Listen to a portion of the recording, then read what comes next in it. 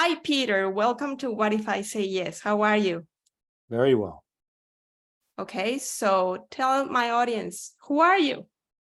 My name is Peter Woolley, and I'm at Fairleigh Dickinson University, where I direct 5 graduate programs related to administration, public administration, and other variants. Okay, now tell my audience how we know each other. Whatever you can tell. Well, I know Lucia because she is married to Carlos. And Carlos was a student at FDU many years ago, an undergraduate and a political science major, and I had him in several classes. And I think we've been friends ever since and have stayed in touch, certainly, thanks mainly to Carlos. And I'm so glad that his career has blossomed and thrived all these years. It's impressive. Yes, it is. Thank you. But you're a very important part of his history. So I know I've heard your name. I've heard your name for over 23 years, which is the number of years that I've met him. I've known him. And I was asking him today more specific details. He met you when he transferred from the community college to Fairleigh Dickinson in the fall of 1991. Wow. Holy cow. I think you were, you didn't have tenure yet. So you were an associate professor? I would, in 1991, you're right, I would have been an assistant professor. Assistant professor. Okay. And then he says you were his faculty advisor. Yes. And little by little, well, you were very nice to him and other students, but you started inviting some students to your house, and he was trying to remember the board game they played with you. Diplomacy. So they play diplomacy at your house. So that's you through my husband. Okay. And so I'm gonna learn more things about you today. So let's quickly jump to the main question of this space, which is tell us about a moment in your life when you asked the question, what if I say yes? You said yes and did something. So first I have to tell you that I knew a guy in college who was financially struggling and financially successful at the same time. He had a Fiat Spider, fancy car, and he seemed to have plenty of money, but he didn't have any parental support. And he told me that he basically generated his own income and paid his own way. And that one of the things he had learned was when somebody asks you whether you can do something for them, especially for money, you should say yes. That his secret was he always said yes, even if he had no idea how to do it. And the trick was to go out and find out very quickly how to do it, and then to do it as well as you possibly could. So that stuck in my head for a long time. And then many, many, many years later, we had somebody come to Fairleigh Dickinson University who had come from the political campaign world. He came, I'm going to say, in about the year 2000. And yeah, the fall of 2000. And at the time, Quinnipiac University's poll was fairly dominant in New Jersey, New York, Pennsylvania, Connecticut, and a few other states. And so his job, among other things, was to try and raise the profile of the university. And he came to me one day and said, do you think we could run polls like Quinnipiac? So the quiet part of my brain thought, no way, we can't do that. But I had this impulse, and I'm sure it was rooted in this guy I knew from college who told me this story that stuck in my head. And instead of saying, no, it would be fraught and we would need this and that and the other thing, and we could never do it, I just said, yes, of course we could do that. And then I began to rationalize that answer. And then really it turned out eventually that my rationalizations after the fact were pretty good, were pretty accurate. For example, we had just hired somebody who was pretty good statistician, very adept with statistical analyses of political phenomenon. And I thought, well, he would be a great resource. And then I thought of some other people who would be great resources as well. And so as the story went on, we did organize a poll. And we had some stumbling blocks, some really not of our own making, but stumbling blocks nonetheless. Well, I mean, we went from no presence in the public world of political discussion, right, to a few years later being a regular poll cited on a frequent basis by papers like the New York Times, the Washington Post, USA Today. We were getting reported on TV stations, cable news stations. And so really we grew from this guy asking me a question one day and me being very impulsive in my answer to years later producing for the university what amounted to thousands of media hits a year. That is to say, quotations, citations, references to our work. So it was pretty dramatic. And when I think of it that way, I'm impressed. When I was originally asked this question, I thought, well, I can't think of anything. And it was actually Carlos who texted me and said, well, what about the FDU poll, originally known as Public Mind? When you And I try to remembered all of this stuff. Yeah, that's right. I did say yes, without any real foundation at the moment. Now, how much time passed between that suggestion or that question of could you do this and the first poll you did? That's a good question. So I think I was asked that question in the fall of 2000. And the first poll we did was about March or April of 2001. So a good 6 months passed. Now, for someone who doesn't live in the United States, explain what these polls are about and why were they important and why was only one that was the one that was cited the most, or what was this new and important to do? Well, for people who live in the United States or don't live in the United States, a poll is an attempt to scientifically and systematically measure public opinion, public attitudes, public thinking. And the key is scientifically and systematically. So it does take a lot of different steps to accomplish. There are a lot of moving parts. There's a lot of math. There's a lot of labor in it. There's a lot of different people involved. In our case, there are many different vendors involved because we didn't do the polling in-house. And at the end of the day, what you want to do is to be able to say, this is what the public thinks.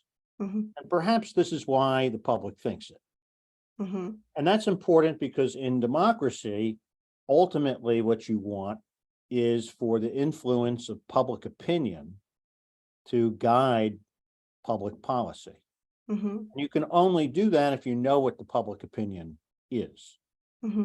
And that's easier said than done because so many people claim without evidence that they know what the public thinks, right? There's not an elected official. There's not a candidate running for office. And frankly, there's not somebody reading the newspaper and drinking their coffee on Sunday morning who doesn't think that they know exactly what everybody else thinks. And I would venture to say almost all of them are almost always wrong.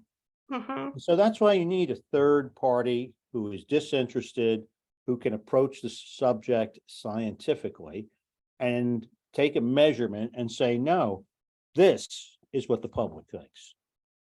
So by scientifically explain what you mean. The only thing I can think of, regardless of if it's scientific or not, is for a poll, someone has to come up with a questionnaire. But then how do you know what kinds of questions, how not make them biased? So explain piece by piece, how do you build that scientific process? Well, the questionnaire is one of the first things you need to do, but it's not the hard part really. And it's relatively easy to craft neutral questions. You do need some guidance, and a lot of people purposely don't ask neutral questions, but it can be done. I think the more important part and the more scientific part that people cannot do, even if they can write a perfectly normal question, is the sampling. That is to say, who is it you're going to contact? How are you going to contact them? And how are you going to get them to respond to you? That's the tough part. Okay. Right? So the questionnaire, yes, you want the questionnaire to be neutral, but relatively speaking, that's something that can be handled easily. Doing what we call sampling is much more complicated, much more difficult. Because, of course, let's say you're measuring public opinion in the state of New Jersey. You can't interview 7.5 million adults, right? So you're going to have to take a sample. And the only way that that sample is going to mean anything is if the sample is representative in every dimension of the larger population, right? So to know what's in your bloodstream, for example, I don't need to look through your entire 8 pints of blood, right? You would not want your doctor to do that. So your doctor just takes a sample of your blood, right? But the key is he's confident or she's confident or the phlebotomist is confident that when they draw that little bit of blood, that it's the same in all of its dimensions as all the other blood in your system, right? And that's the goal with public opinion measurement as well. That sample that we draw, we need that to be much like the blood you draw in a needle. It's got to be as similar as possible to all the other people who. What are those dimensions? Right. Well, then you get into the hard part. So most people understand what those dimensions are to be measurable characteristics like age or race or gender or political affiliation or level of education or whether or not they're in a union. So you can take as many of these demographic markers as you can get hold of and make your sample fit those demographic markers. But that is not really all it takes. What you really need to know, and what is the most difficult part, and what pollsters are always concerned about, is that despite hitting all of these markers, these demographic markers of characteristics we can identify, you want your sample to be people who think like the larger population. And that's a much harder. Yeah, that's a much more difficult thing to validate. And that's why people invest a lot of time and a lot of money in the world of polling. It's really a pretty vast enterprise across the United States and in many other countries as well, because it's one of those things that is easier said than done. So people spend a lot of time and a lot of money and a lot of mathematics trying to get it right all the time. So when you started doing this poll, how many people were involved and how many people are involved now? Just give us an idea of how it has evolved. That's a good question because it's hard to count. So we had the guy who asked me that question, and we had me, and then we had this faculty member. And then at the time, we had all kinds of people in the university bureaucracy who had to help out. Now, that was in the year 2000. And generally speaking, people were not sending out things out by email. Mhm. And some people who review this tape may remember a day when we used something called facsimile machines, which when we look back on it is really quite a silly machine. And so you would transmit through this version of a telephone Mhm. signals that would print out a piece of paper at the other end. That was a facsimile of the piece of paper you had fed into it in the first place. Mhm. There was also back in the year 2000 quite a lot of press. Now, my kids and subsequently their kids are not going to remember the day when everybody had a newspaper, right? Those days are over and are getting more and more in the distance. But most people read a newspaper or several, subscribed to the paper version, and then they watched TV, which was, of course, the choices of watching TV were much more limited. And they did something else, which is they listened to something called a radio, right? I see you're laughing, and you should be, because, if you have stock in radio, you might consider divesting yourself. People just don't turn on the radio anymore. Well, I mean, I do because I listen to NPR and I'm weird, but most people are not turning on the radio. Mhm. There are people who probably are 30 years of age now and have never heard a radio. Right? Mhm. Anyway, all of these people had to be contacted with a press release, and the mode of doing that was through facsimile machines. Mhm. So we had dozens of people standing around trying to fax our poll results. Mhm. I can't even count them. How many Add to pages that- was the poll result? Pardon me? How many pages was that, the poll Oh, results at good that question. time? It was probably 5-6 pages.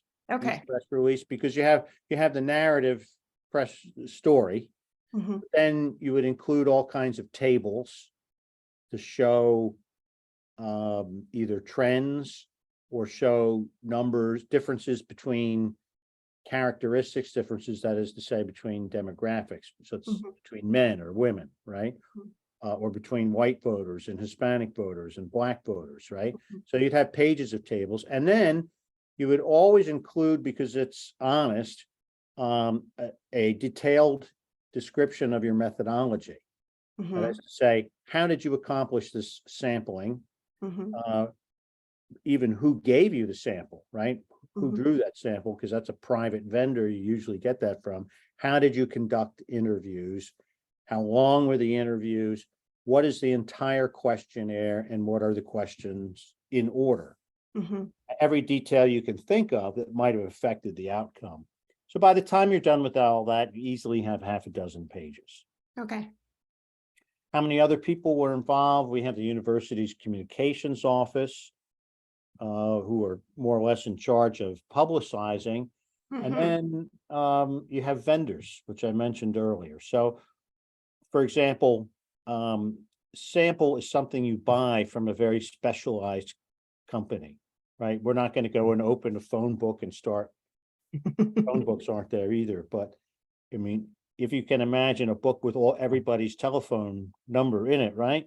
We're not Mhm. going to try and circle numbers, right? We're not going to use a random number generator. We just go to a specialized company that has pulled sample already, and they've given you, in effect, a randomized sample of people to contact in whatever target frame you've defined.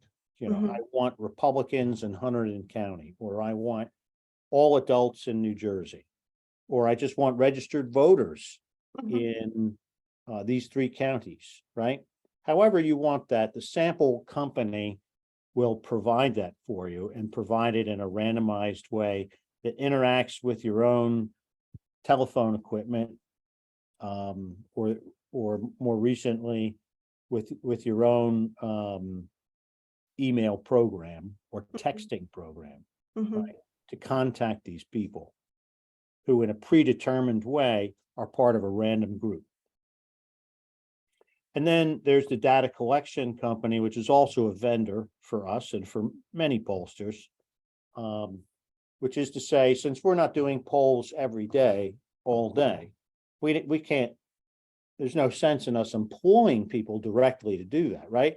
We go to what's called a call house or back room, a data collector, and they have aggregated all of their clients in under one roof. So we're paying them basically to do the contacting of respondents and to aggregate the data for us.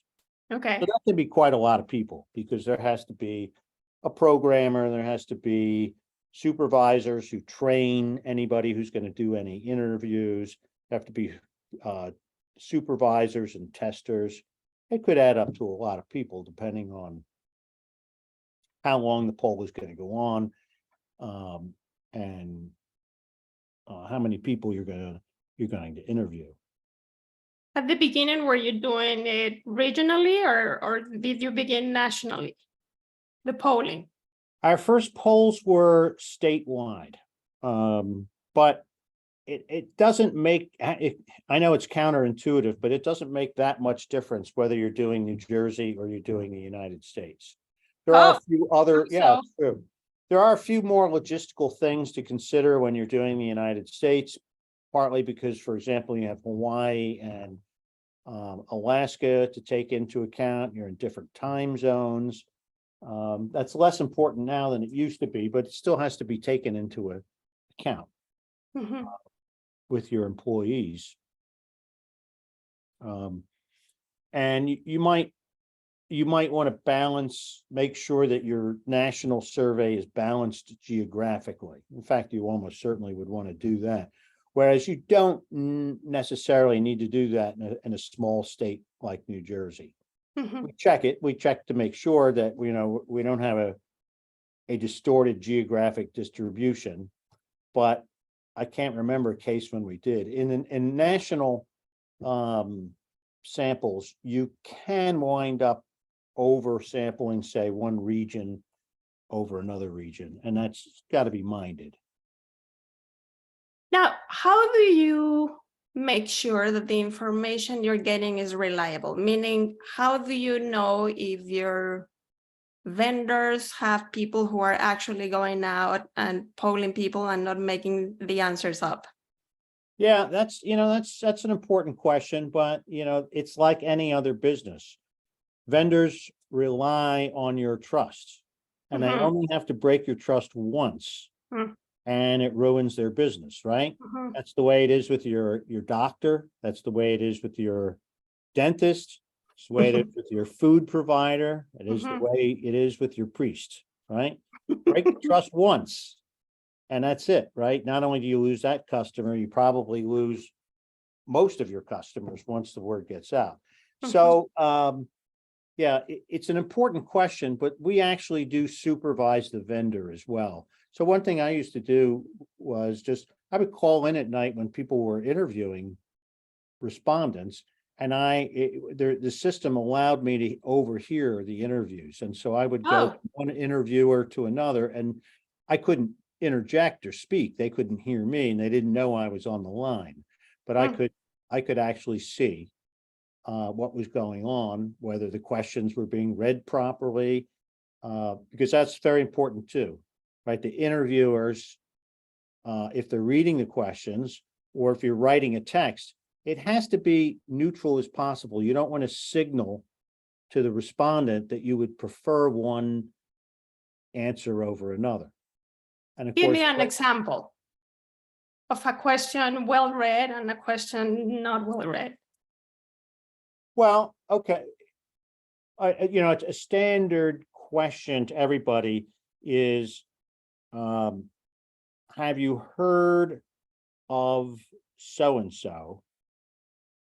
Fill in the blank, right? And that's very important in campaigns, name recognition, right? Mhm. So it's very common to say, have you heard of, and fill in the name of a candidate or office holder. But we also hasten to say, and if you haven't, that's okay. Mm. Because we don't want to signal that, you're dumb if you haven't heard this person, that you're not attentive if you haven't heard it. We don't want to signal everybody else has heard of him. You're going to be the exception, right? So Mhm. have you heard of so-and-so? It's okay if you haven't. Mhm. And then typically if the person says, yes, I've heard of them, we say, do you have a favorable impression or an unfavorable impression? Or do you not have enough information? Mm. So again, we're not asking you, we're not trying to push you in one direction. We're trying to find out which it is, and we're trying to give you a way out. It's not a test. Not a test. Another very important example is, are you going to vote? So we know that there is a social desirability about voting, right? Mhm. People generally know that the rest of us think that voting is a positive public regarding act and that you should do it, right? Mhm. Mhm. But the fact is, a lot of people don't vote. Mhm. And equally, a lot of people say they're going to vote and don't. And Mhm. that's really creates a problem for pollsters. And when people say I'm going to vote, it's not that they're lying. It's that they have the best intentions. Like, I'm going to lose weight. I'm going to stop drinking so much, right? I'm going to take a serious vacation. I'm going to save Mhm. money. People aren't lying when they say those things. Mhm. They really think that they're going to do them. They Mhm. may be using what psychologists call temporal discounting, right? Because saying we're going to do something in the future is a Mhm. lot easier than saying I'm going to do it right now, right? So pollsters ask the question in one way or another, are you going to vote?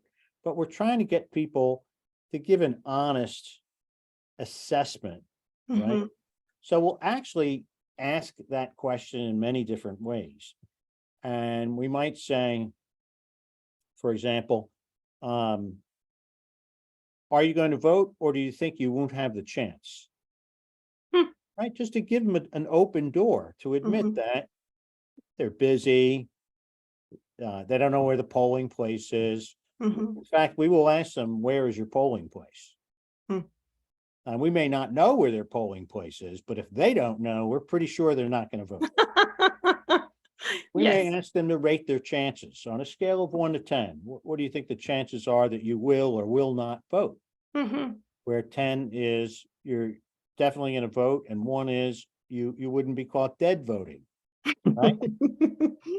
So you got to give people an out. And then, of course, that's very important, because when we're looking at an election, we really only want to know the opinions of people who are prospectively going to a vote.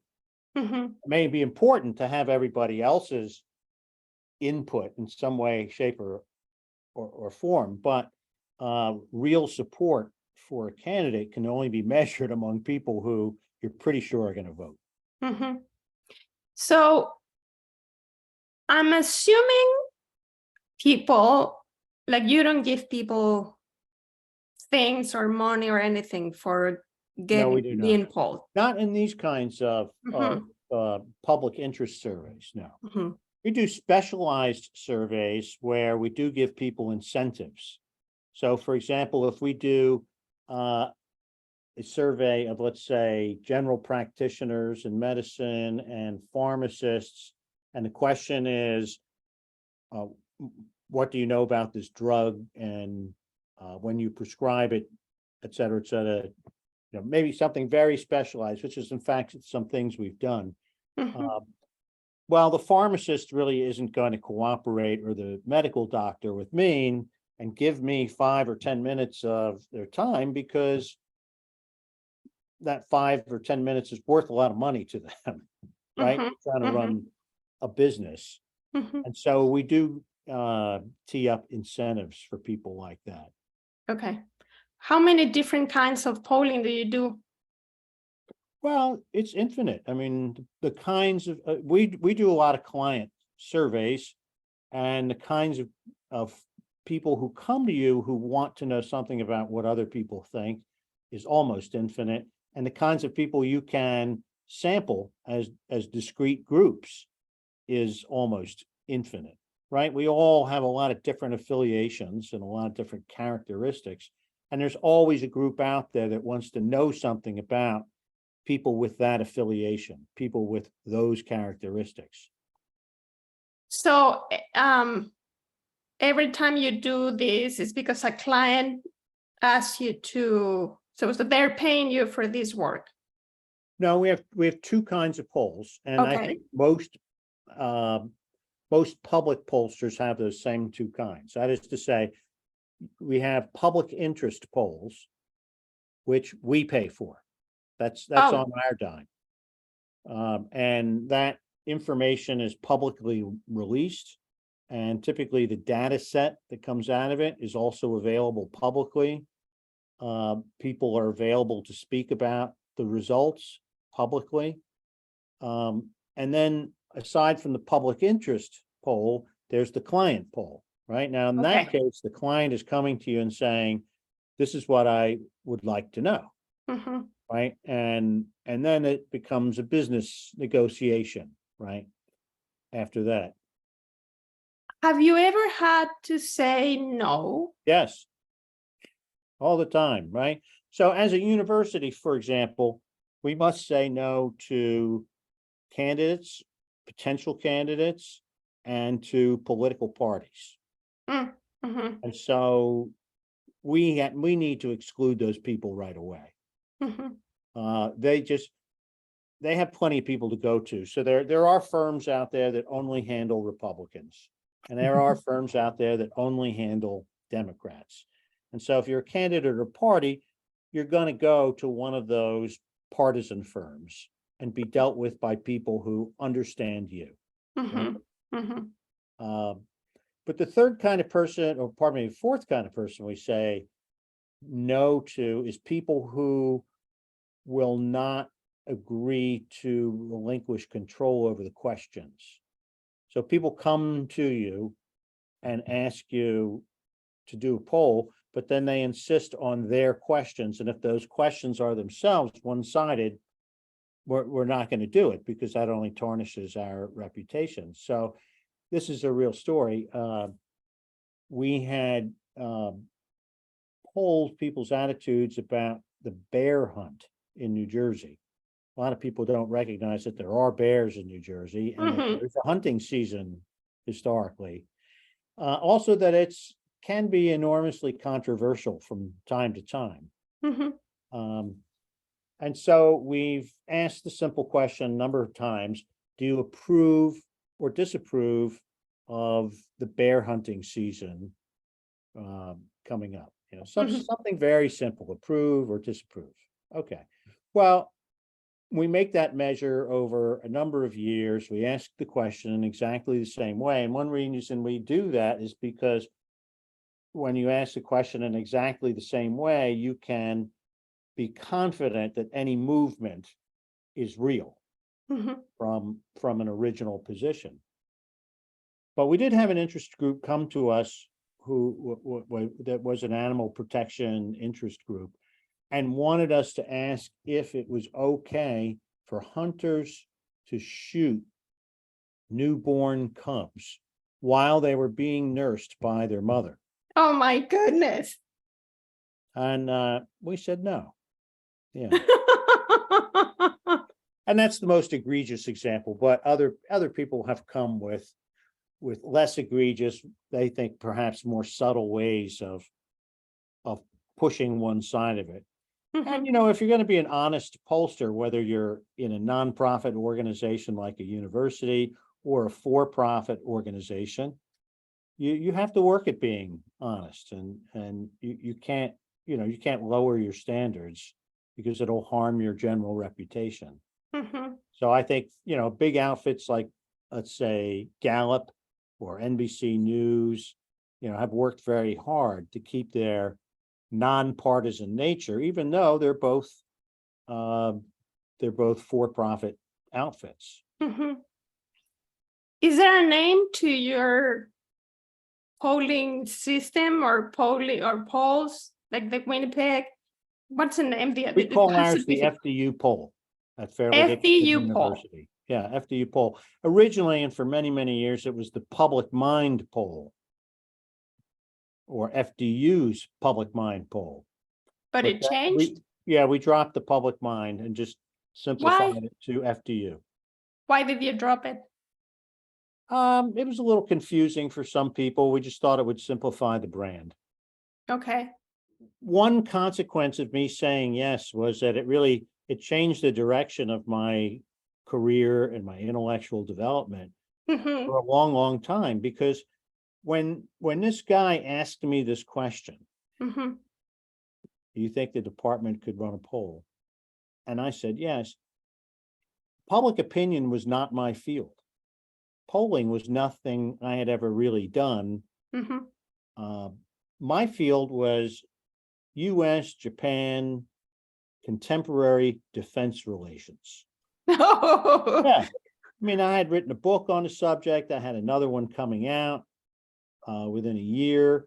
I Mhm. had a pile of published articles in referee journals about US-Japan defense relationships. And I was chair of the department, which had at that time maybe 15 faculty full-time and about 20, 25 part-time faculty. Mhm. And what happened when we started the poll is it was so successful that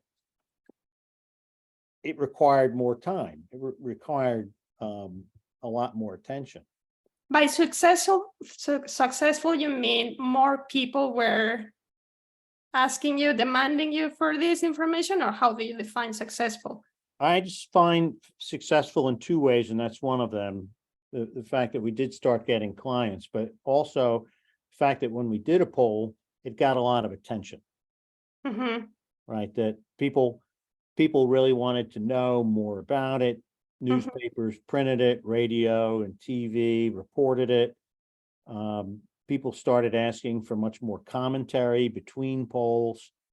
So it was successful in terms of its media exposure, and Mhm. successful also in terms of the interest potential clients began to take. Mhm.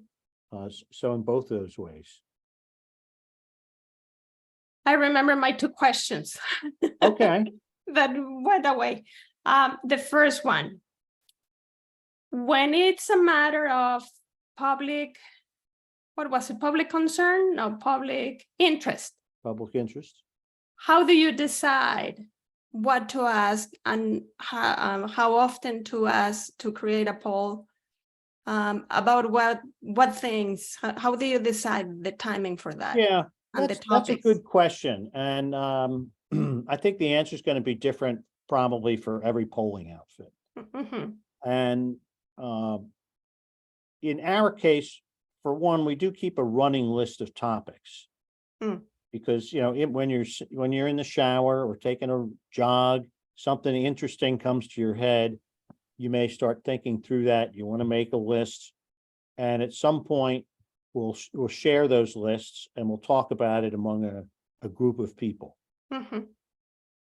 Second way is what not to do. So one of the things we do not do is chase the news, because we just don't have we just don't have the bandwidth and can't risk not chasing the news. So if you're in a big outfit with, say, CNN or Fox, the Wall Street Journal, NBC News, all of which have regular polling going on, you can chase the news. Mhm. And you're a news outfit, you're going to report your own poll anyway, right?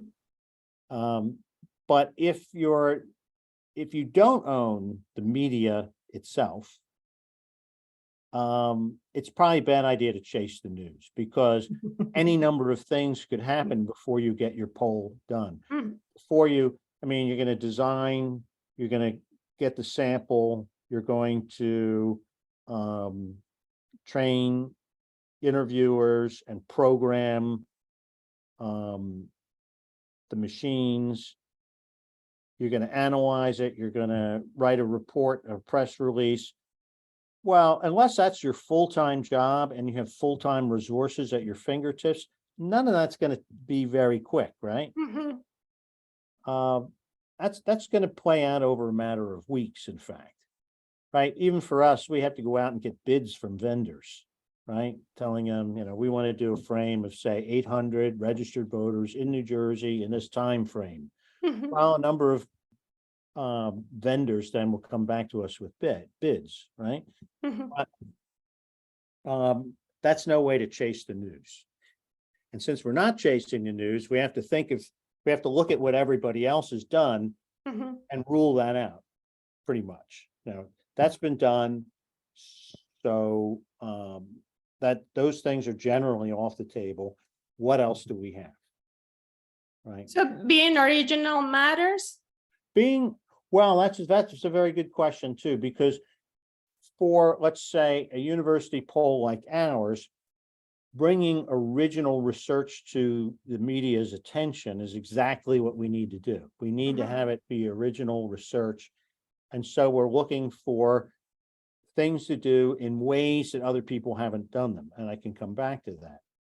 On the other hand, often when you design questions, the first thing you want to do is look at how other people ask the question. And plagiarism in that sense is well encouraged and established in polling. Oh, really?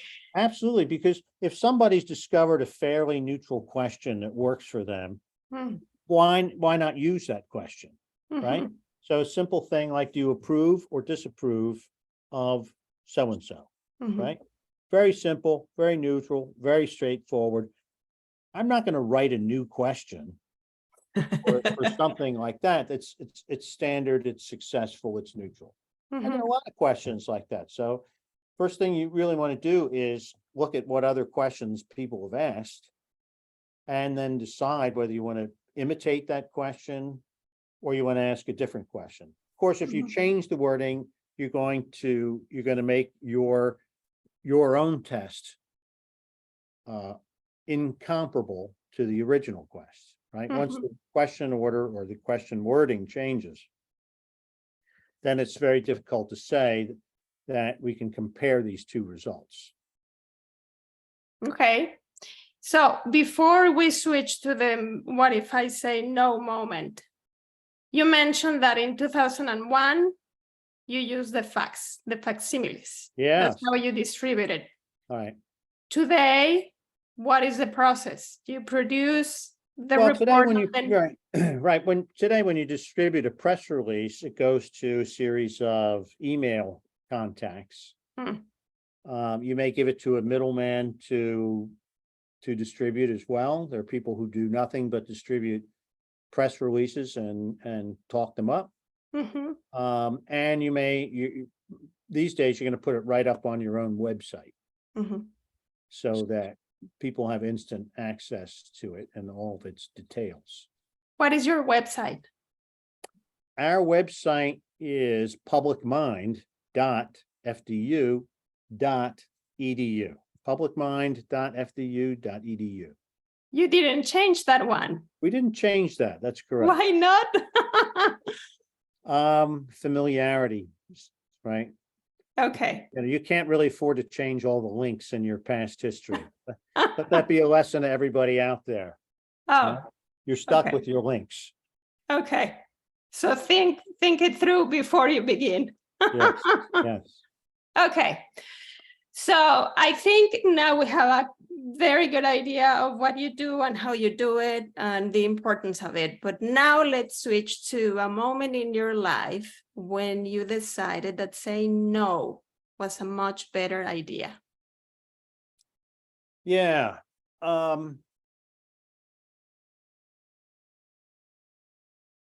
I can only think of something off the cuff that's rather mundane. It's fine. And that is that I was offered a new position doing something that would be interesting and fun and not losing any salary. But I said no for two reasons. And one of them was, it wasn't, even though I thought the position was interesting and possibly a good deal of fun, I didn't think the expectations were clear.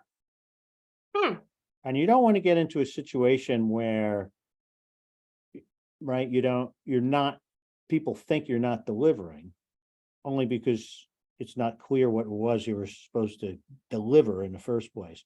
And the other reason I declined is because I didn't want to report to the person I would have had to report to. Uh-oh. Enough said, right? And of course, that's important. And I do tell, I tell my own children this, and I don't think it's original to me, but a lot of your job satisfaction and a lot of your own development, your intellectual development and professional development depends so much on the person you report to and the people who are around you. So, I mean, people can pay you $1 jillion, but you might be miserable. And I've met a lot of people in that situation. And by contrast, when you're in a situation where people around you are people you look up to or you enjoy working with, or more important, the person you report to is somebody who respects you and is mentoring you, cultivating you, that's really the best of all possible worlds. So if somebody asks you to jump into a situation where it's not exactly clear what they want you to do, and the person you're going to report to is not the mentoring, cultivating type, my advice is don't do it. Have your kids followed your advice? Nobody's kids follows their parents' advice. So no, don't hang that on me. Good point. I just talking to the wind. I am curious to know why, when I send you the invitation to this YouTube channel, you had such a hard time finding a yes. Before Carlos told you or reminded you of this very important yes, why did you have such a hard time? I think in my own history, maybe in other people's histories, we never quite know where the start of something is and where the end of it is. We're only aware of the vast middle of every story. Okay. And so, yeah, I couldn't quite think of any of these turning points until Carlos brought it up. And then it was very obvious to me. So after having talked to me about this huge yes, can you think of other yeses more easily or not? No, I'll have to contact Carlos. You're gonna need Carlos for every. Right. Okay. Right. And what about the no's? What about the no's? If I had sent the invitation, the opposite invitation. So Peter, I want you to come to talk to me about a moment in your life when you said no. Would you have had a easier time? I think that's possibly true just because no's are so negative, right? And we do tend to harbor bad experiences, near misses, right? We don't remember all the times we crossed the street safely. Right. We remember that one time when we weren't paying attention and we nearly got clipped.